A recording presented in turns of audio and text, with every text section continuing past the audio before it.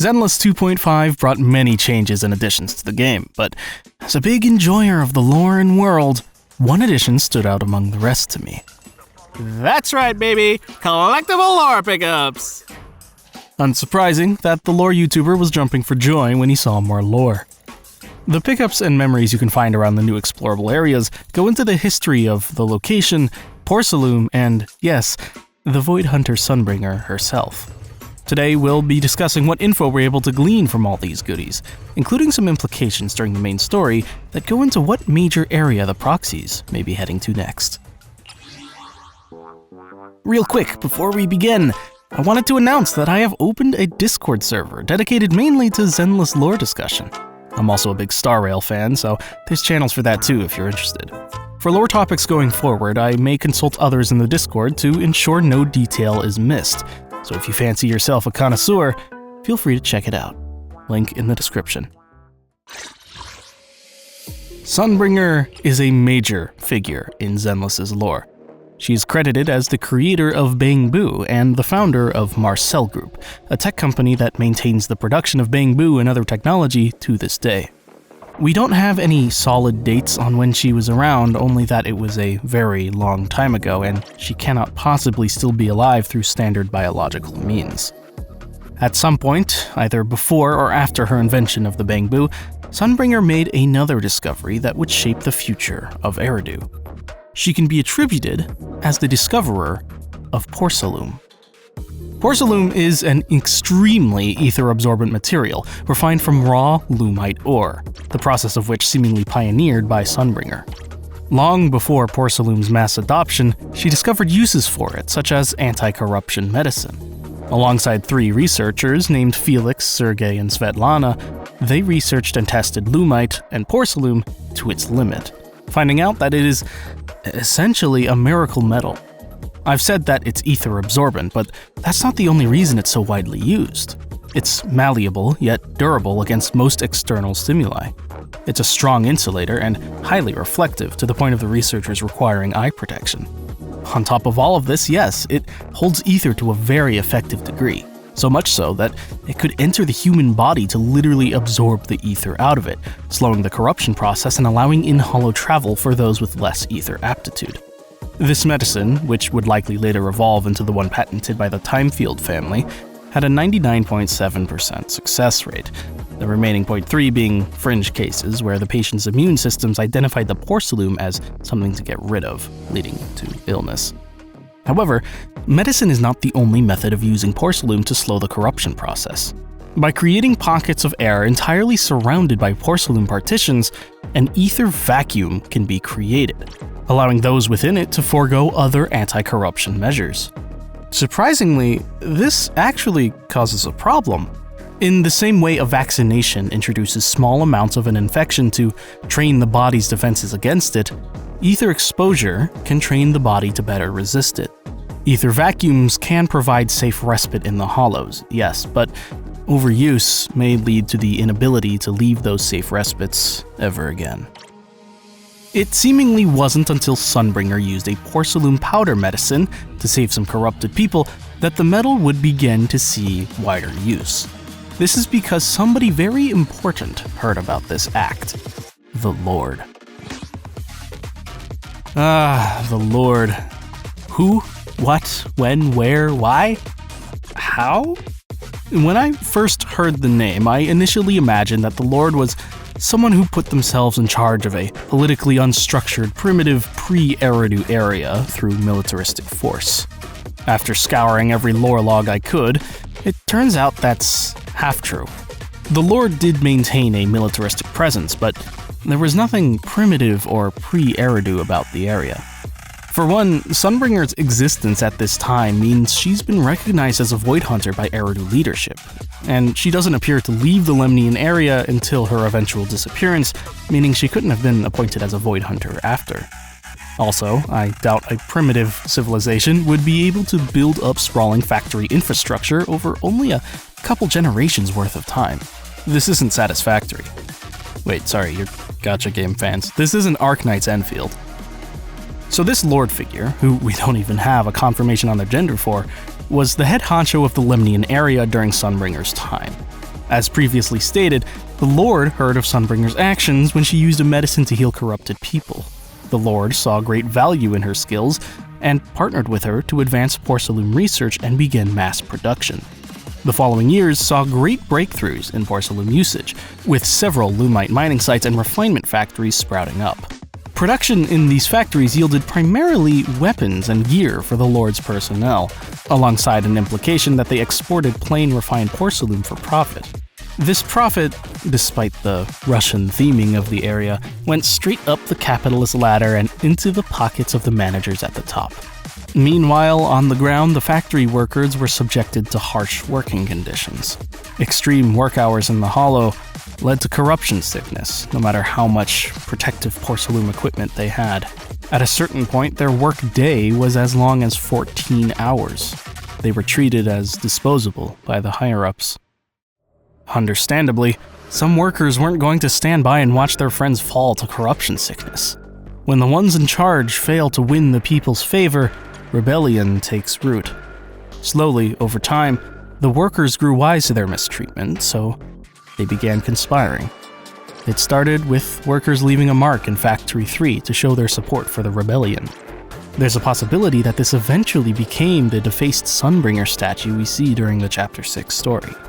Remember, Sunbringer was partnered with the Lord, meaning the workers could only see her as an accomplice to the regime. The rebellion wasn't just limited to the factory workers, though. The head of one of the power plants, named Yulia Goryacheva, acted as a leader to the rebels and directed attacks on the factories. Within the Lord's own military, a former captain named Leonid Antonov incited a mutiny. And perhaps most importantly of all, Sunbringer allegedly stole, quote, critical research, which was seen as defection in the Lord's eyes. But wait, if Sunbringer was part of the rebellion, why was her statue destroyed? Well, that was only a theory.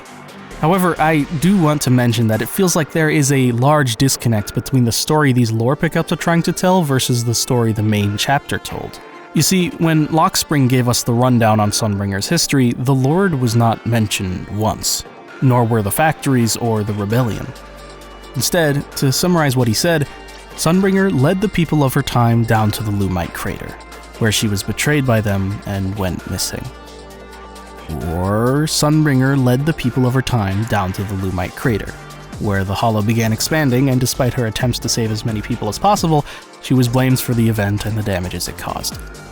Okay, so Lockspring himself admits that these are just rumors, and the stories play into Zhao's character arc of learning emotional depth, so it's possible to entirely disregard these and choose the lore pickups as the truth, but that feels wrong.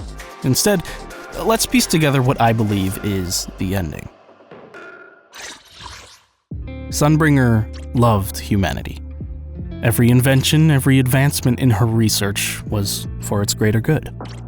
The Bangbu were given a single prime directive: to protect humanity. Sunbringer spent her whole life giving for nothing in return. But you know how this story ends? She was betrayed by the very same humanity that which she loved. Naturally, one would feel rage, regret, or a need for revenge. But Sunbringer's love ran deep. Even after being branded an enemy by the Lord who once took her in and the people she thought she trusted, she still chose to forgive. For true love persists through thick and thin, untouched by faults and fears. Every shadow blocks a light that Sunbringer never gave up on. Sunbringer loved humanity, and her impact would linger long after her disappearance. Hey, cut off the music, wrong game. For reasons unfortunately unknown, Sunbringer became the Lord's enemy. It could have been the Lord betraying her, or her realizing the Lord's true intentions and taking matters into her own hands. Either way, her story ends here, with her complete disappearance. But we're not done talking about Sunbringer just yet. You see, there's one big elephant in the room in regards to Sunbringer's story: the Creator. Don't you think Lady Sunbringer can be a little scary sometimes? Why would you think that? Whenever people talk about Lady Sunbringer, they always describe her as wise, kind, and approachable, don't they?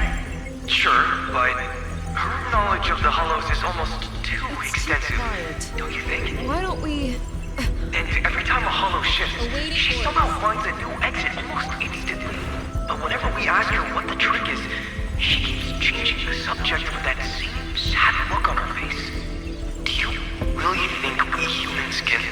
Shut up, Sergei. Stop talking nonsense. If she's a goddess, worship her. If she's a demon, worship her with fear. Hey, did you notice that was one of the researchers Sunbringer was working with? Sergei. Which leads me to believe the other is Svetlana. Pretty cool, huh? Up until now, I had failed to mention Sunbringer's hollow instinct and navigation skills. In this conversation, we find out that Sunbringer appears to have felt shame over these abilities, implying they may have been procured from an unsavory source. What kind of source? Well, I think all flags are pointing towards the Creator. The Creator's messenger that we fight at the end of Season 2 has the same heterochromic eyes as Sunbringer. This is acknowledged during the story, but only very briefly. I believe it's more than fair to assume Sunbringer made some sort of deal, trade, pact, something that allowed her to tap into the Creator's power, likely at the cost of the Creator taking something from her, hence the eyes on the primordial nightmare. I personally believe the Creator is linked to one more thing in Sunbringer's story. In the Lumite mine and in other areas of Lemnian Hollow, there are massive floating rocks that are tied to the Creator's power.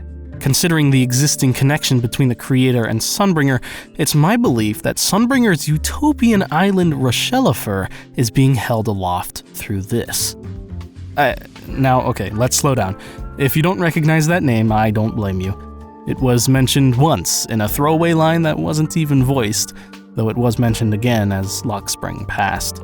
Roscaelifer, according to Lockspring, is a utopian island floating above New Eridu, where there live people in Bangbu like him who have received Lady Sunbringer's kindness.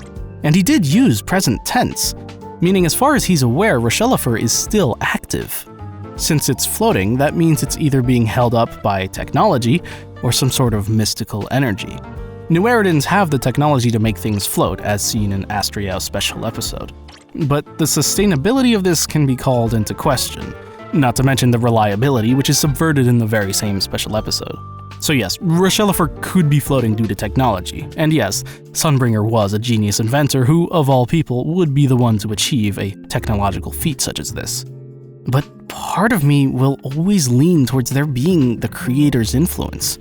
Again, I feel it's no coincidence that the Creator is associated with floating rocks. Before we move on, I want to talk about Roscaelifer a little bit more. First off, I have no idea how to pronounce this. It could be Roscaelifer, Roscaelifer, Roscaelifer. I'm calling it Roscaelifer because I think it rolls off the tongue. I could be talking entirely out of my ass, but some details lead me to believe this could be a Russian-themed location. All the names mentioned in the lore pickups are Russian: Sergei, Svetlana, Yulia Goryacheva, Leonid Antonov. There's a very clear emphasis here. And sure, there's no evidence linking the Lord's territory to Roscaelifer, but taking cultural inspiration for a theme doesn't need in-universe reasoning. All Section 6 members have Japanese names, despite their wildly different backgrounds. Plus, I presume a floating island is high in altitude. What do you get at high altitudes? Snow. A lot of snow. Is that a racial stereotype? I mean, I'm gonna assume it's okay for me to say that because that's exactly what Bellabog and Star Rail does. I digress. Roscaelifer very well could be the next big destination for the proxies in 3.0 or beyond, but I'm currently hesitant to believe that it will be. We'll have to see if we get any new details going forward. Sunbringer is gone. Disappeared, and potentially deceased unless subverted through technological or magical means. The Lord is gone, most likely passed due to old age a very long time ago. But the legacy remains. In the modern day, the factories and mines appear to be managed by two corporations named Promeltus and Zhujun Industries. It's unclear which corporation does what and how long they've been in control of the area, so we'll have to indulge in a bit of theory here. If you look at where each company places their logo, you'll notice that Zhujun tends to be in charge of transport and delivery services, such as the transportation of Lumite ore and what could be exported goods. Meanwhile, Promeltus appears to be in charge of everything else: the factories, the mining operations, the equipment, and all the modern infrastructure. I say modern because there's no evidence that Promeltus was the original company that constructed everything under the Lord's reign. However, there's no evidence against it either. Promeltus very well could have been the original company that the Lord ran, and even could be the Lord's real name. As it stands, there aren't any more threads to follow, but I'll be keeping a keen eye out for those two names going forward.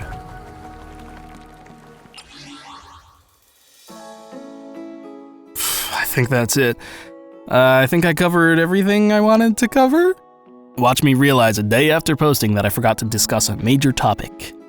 If I did, let me know in the comments or in the newly opened Discord server. Remember from the beginning? Yeah. I encourage you to join and spill your thoughts and theories. I look forward to talking to you folks.